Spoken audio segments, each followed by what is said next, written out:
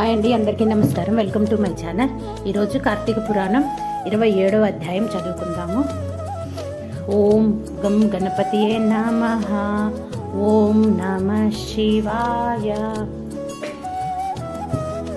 కార్తీక పురాణం 27వ అధ్యాయం.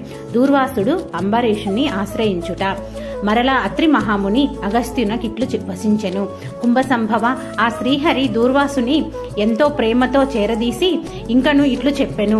ఓ దూర్వాసముని, నీవు అంబరీషుణ్ణి చెప్పించిన విధముగా ఆ 10 జన్మలు నాకు సంతోషకరమైనవే. నేను అవతారములెత్తుట కష్టము గాదు.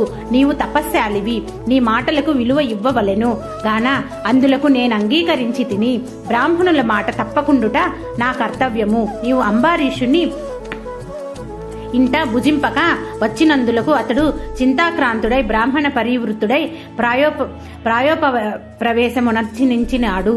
ఆ కారణమును వలన విష్ణుచక్రము నిన్ను బాధింపబూరెను.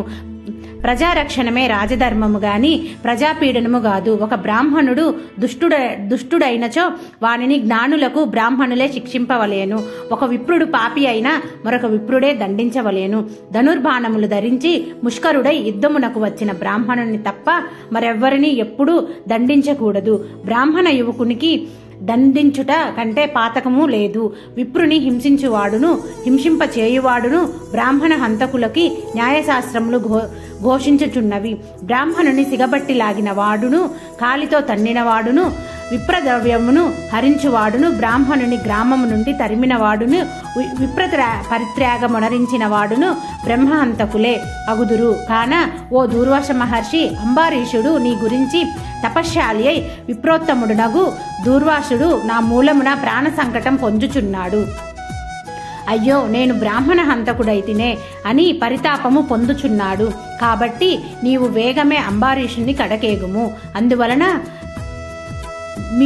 మీ అభయులకు శాంతి లభించును అని విష్ణువు దూర్వాసునకు నచ్చజెప్పి అంబరీషుని వద్దకు పంపెను.